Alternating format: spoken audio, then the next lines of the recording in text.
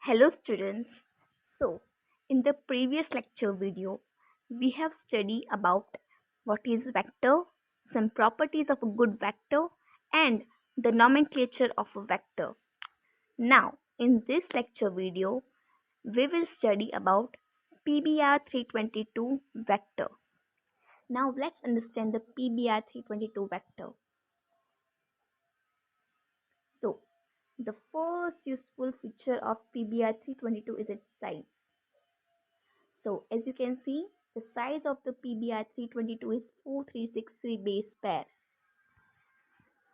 It was stated that a cloning vector ought to be less than 10 kilobase pair in size to avoid problems such as DNA breakdown. So a vector should be less than 10 kilobase pair in size. Why? To avoid problems such as DNA breakdown. So as you can see here, this is the pBr322 vector molecule. This is the tetracycline site, this is the ampicillin resistance site, and these are the restriction sites. Okay, now let's move on.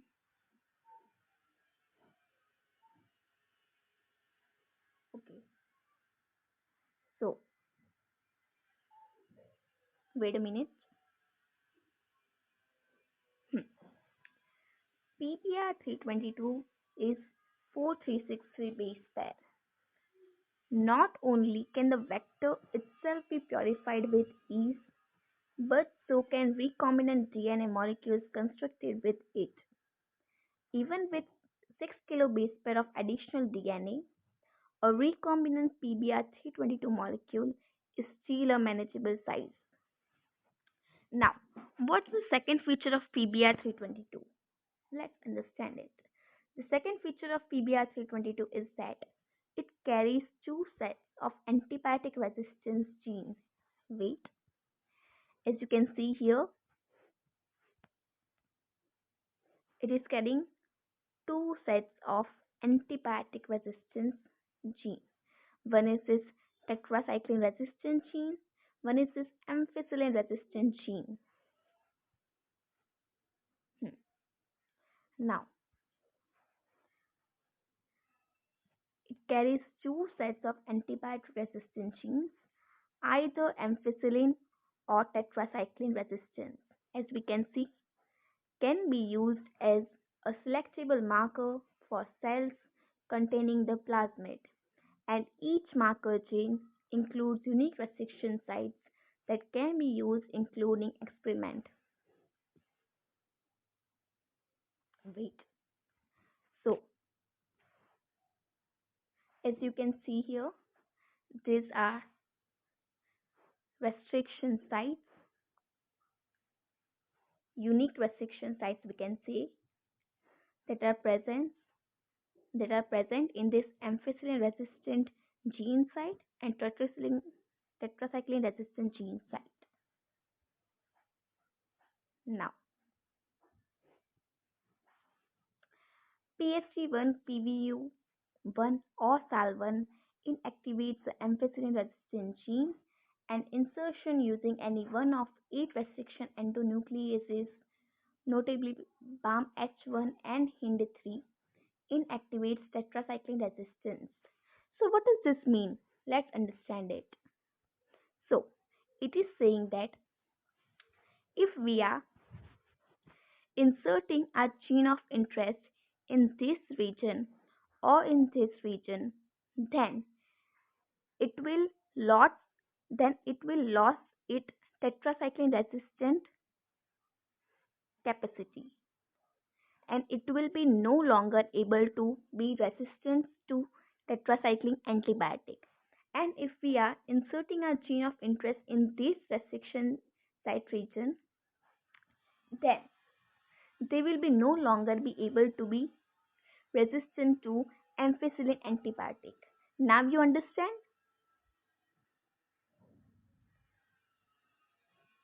Okay.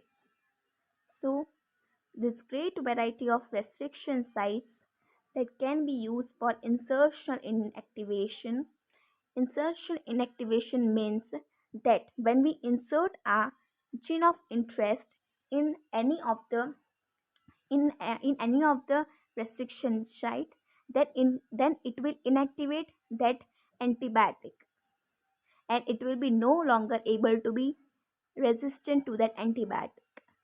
It will be sensitive to that antibiotic. Insertion inactivation means that pBr322 can be used to clone DNA fragments with any of several kinds of sticky ends.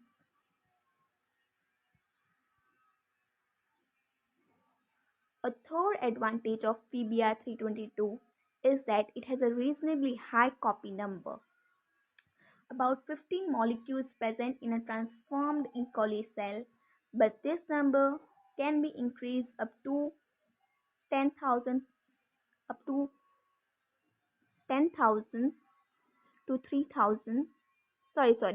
But this number can be increased up to 1,000 to 3,000 by plasmid amplification in the presence of a protein synthesis inhibitor such as chloramphenicol. So, what is this line saying? It is saying that if we want to increase the copy number, then we have to use this chloramphenicol in the E. coli cell. What is this chloramphenicol? In the presence of this chloramphenicol, it will inhibit the protein synthesis.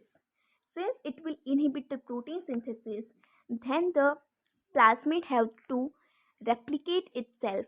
It has to increase its copy number so that the gene will produce more proteins. So ultimately, its copy number will increase. So to increase the copy number, we can use chloramphenicol.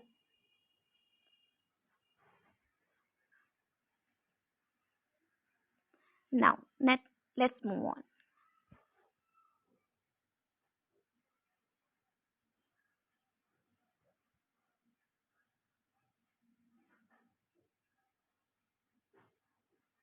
Wait a minute.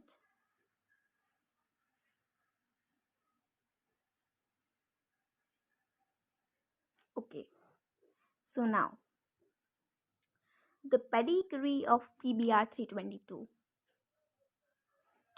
So, PBR322 as a cloning vector did not arise by chance.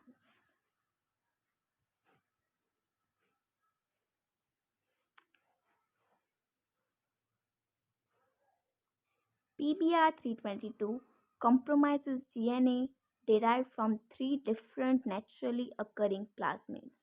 The ampicillin resistant gene originally resided on the plasmid R1, a typical antibiotic resistant plasmid that occurs in natural population of E. coli. As you can see here, the ampicillin resistant gene has been taken from the R1 plasmid.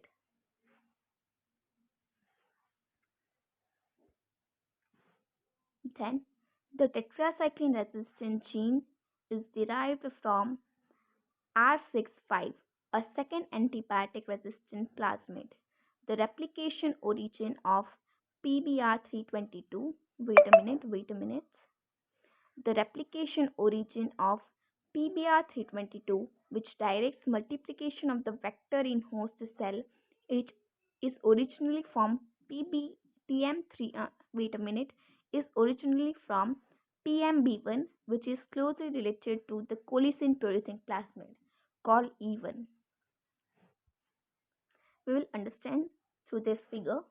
So, as I say earlier, that the R1 plasmid has been used to take the ampicillin resistant gene, and the tetracycline resistant gene has been taken from the R65 plasmid. The ORI site, or we can say origin of replication gene, has been taken from PMB1 plasmid. And from taking all these genes, they had created this PBR322 vector molecule. Now you understand.